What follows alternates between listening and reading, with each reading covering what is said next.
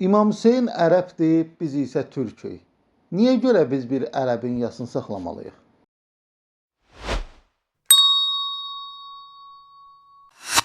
Xoş gördük əziz dostlar. Yenə də Məhərrəmlik ayı gəldi, yetişdi və dinsizlərin qaynayan vaxtı da Məhərrəm ayı ilə bir yerdə gəldi, yetişdi.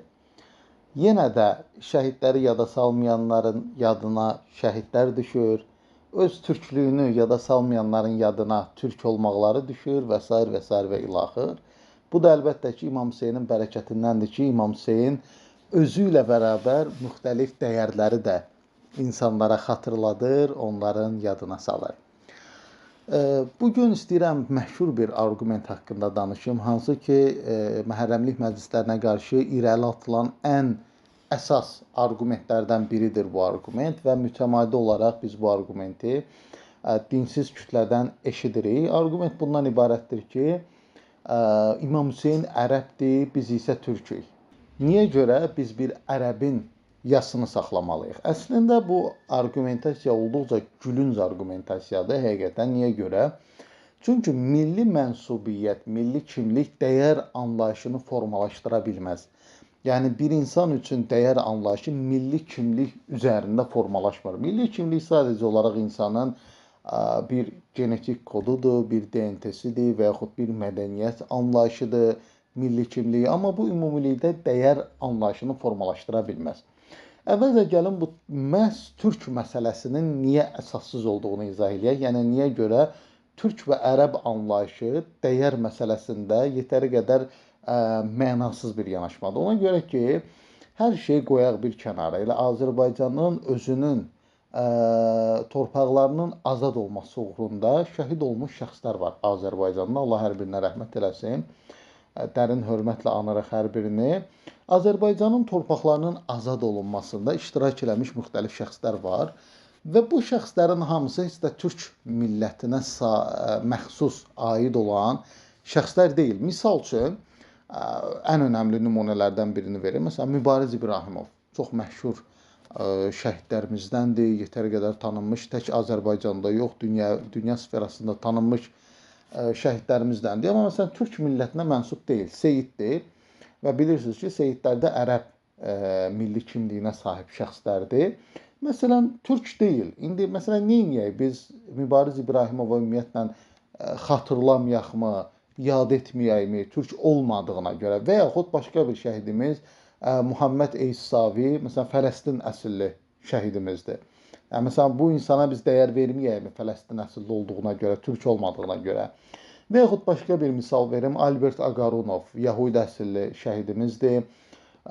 Yəni, Yahudi olduğuna görə dəyər verməyəkmi ona, yəni, məhz türkmü olmalıdır və yaxud başqa Yuri Kovalyov, məsələn, Rus əsilli şəhidimiz var bizim. Müxtəlif millətlərə mənsub Ləzgi, Talış, Avar, Udin, çox fərqli millətlərə məxsus bizim şəhidlərimiz var və biz hər birini heç bir ayrım qoymadan hər birini dəyərləndiririk və hər birini yad edirik. Xüsusi olaraq və hər biri Azərbaycan xalqı üçün dəyərdir. Burada artıq türk məsələsi nə qədər əhəmiyyətlidir. Yəni türk olması bir şəhidin və bir dəyər verdiyimiz şəxsin nə qədər önəmlidir burada. Təbii ki, heç bir önəm kəsb eləmir. Niyə görə? Çünki milli mənsubiyyətindən asılı olmayaraq hansı millətə məxsus olur olsun bir şəxs fərqi yoxdur. Əgər biz ortaq dəyərləri daşıyırıqsa, bizim ortaq daşıdığımız dəyərlər varsa və ələxüsus ortaq daşıdığımız dəyərlər üçün, yəni o dəyərlər uğrunda bir insan öz həyatından keçibsə, bu insanın milli kimliyi bizim üçün heç bir əhəmiyyət kəsb eləmir. Misal üçün, Azərbaycançılıq dəyəri, Azərbaycan dəyəri, vətən dəyəri, torpaq dəyəri.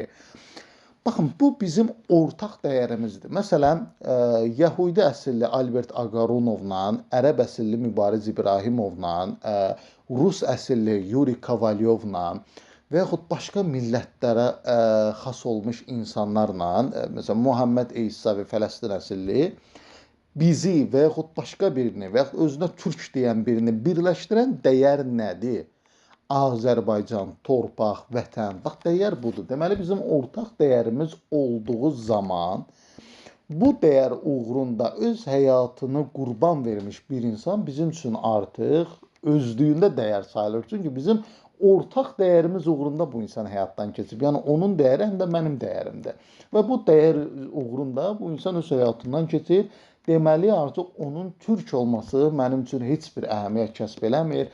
Onun ərəb olması mənim üçün heç bir əhəmiyyət kəsb eləmir. Həmçinin o din, ləzgi, avar fərqi yoxdur, talış. Hansı millətə mənsub olursa olsun, əgər ortaq dəyərlərimiz varsa, o insan bizim üçün dəyərlidir. Deməli artıq biz buradan, yəni ən bəsit məsələdən öz ölkəmizin, hansı ki hələ də bu yaramız təzədir, 2020-ci ildən çox qısa bir müddət keçib və təkcə biz bu məsələyə baxanda, istər 1-ci Qarabağ şəhidləri, istər 2-ci Qarabağ müharibəsi şəhidləri, biz bu məsələyə baxanda görürük ki, artıq burada türk məsələsinin heç bir əhəmiyyəti qalmır. Artıq burada dəyər anlayışı girir ortaya, Azərbaycançılıq dəyəri, vətən dəyəri, torpaq dəyəri və burada artıq milli kimlik tamamilə ikinci plana gedir və dəyər öz yerində qalır. İndi burada mən bir misal olaraq vətən misalını verdim. Ümumiyyətlə vətən məsələsindən kənarda belə bizi birləşdirən ümumi dəyərlər var. Misal üçün bir insan kommunist ola bilər. Çox normaldır Azərbaycanda da, Rusiyada da. Biz köhnə Sovet dövlətləri olduğumuza görə hələ də Azərbaycanda və postsovet dövlətlərində kommunist düşüncəli şəxslər var. Həmçinin dünyanın digər tərəfində, Amerikada da, Latin Amerikasında da hələ də kommunist düşüncəyə sahib, kommunist dəyərləri özündə daşıyan şəxslər var. Məsələn, bu insan üçün də kommunizm özlüyündə dəyərdir və kommunizm uğrunda həyatını itirən şəxs onun üçün xüsusi bir dəyər kəsb edir. Məsələn, Ernesto Che Guevara hansısa kommunist üçün çox xüsusi bir dəyər ola bilər. Niyə görə? Çünki kommunist dəyərlər uğrunda bu insan həyatını itirib. Burada artıq Ernesto Che Guevara'nın məsələn Argentina əsilli olması heç bir şey dəyişmir və ya Kubada döyüşməsi heç bir şey dəyişmir və yaxud Afrika ölkələrində döyüşməsi heç bir şey dəyişmir. Niyə görə? Çünki ortaq dəyər var, kommunizm dəyəri. İmam Hüseyn də eynən bu cür bir mövzudur. İmam Hüseynlə bizim daşıdığımız ortaq dəyərlər var, hansı ki bu dini dəyərlərdir və bu məsələ ortaq dəyərin də fövqündədir. Necə fövqündədir? Bizim daşıdığımız dəyərin imamlarından biridir. İmam Hüseyn, Allahın salamı olsun ona. Yəni biz bir dəyər daşıyırıq özümüzdə, din dəyəri, İslam dəyəri və İmam Hüseyn o dəyərin ən üstündə dayanan və o dəyəri qoruyan şəxslərdən biridir. Və çox normal olaraq bizim üçün artıq İmam Hüseynin hansı millətə sahib olması heç bir əhəmiyyət kəsb eləmir. Yəni İmam Hüseyn Fransız da olsaydı, İmam Hüseyin İngiliz de olsaydı, İmam Hüseyin Çinli de olsaydı, Japon da olsaydı, Koreyalı da olsaydı, Türk de olsaydı, Fars da olsaydı, heç bir əhəmiyyət yox idi, qaradərli de olsaydı. Niyə görə? Çünki bizim bir dəyərimiz var, İslam, yəni ideoloji bir dəyərimiz var və bu dəyərin bu insan qoruyucusudur, imamıdır, rəhbəridir, başçısıdır. Ona görə də və İslam uğrunda bu insan öz həyatından keçib və buna görə də artıq İmam Hüseynin hansı millətə sahib olmasının bizim üçün heç bir dəyəri yoxdur. Əslində bu o qədər normal, o qədər başa düşülən, o qədər bəsit bir mövzudur ki, bunu dəqiqələrlə, saatlarla oturub kiməsə izah eləməyə ehtiyac yoxdur həqiqətən. Yəni bu o qədər bəsit mövzudur ki, bunu niyə izah eləyək? Yəni bu gün mən niyə kameranın qarşısında oturub bu məsələni izah eləmək ehtiyacı duyuram? Ona görə ki, ölkədə artıq o qədər belə deyim də zombiləşmə var ki, o qədər manqurtlaşma var ki, o qədər absurd arqumentlərlə insanları aldatma var ki, o qədər yalanlarla insanları manipulyasiya altına salmalar var ki, bu gün biz məcburuq kameranın qarşısına keçək və bu qədər bəsit bir məsələni, ortaq dəyər varsa, milli kimlik heç bir əhəmiyyət kəsb eləmir məsələsini biz oturub dəqiqələrlə danışmaq məcburiyyəti hiss edirik özümüzdə və bu əslində həqiqətən də çox təəssüfləndirici haldır, çox təəssüf edici haldır. Bu belə olmamalıdır. Olmamalıdır, amma təəssüf ki, ölkədə bir qrup dinsiz şəxs istər milli dəyərlərdən, istər mental dəyərlərdən, istər vətənpərvərlikdən, istər torpaq dəyərindən, hər şeydən sui-istifadə edirlər. Nə üçün? Məhz dini baltalamaq üçün, dini vurmaq üçün. Halbuki bunlar həqiqətən də dini vurmaq üçün vasitələr olmamalıdır. Amma təəssüflər olsun ki, bunları dini baltalamaq üçün bir vasitəyə çeviriblər.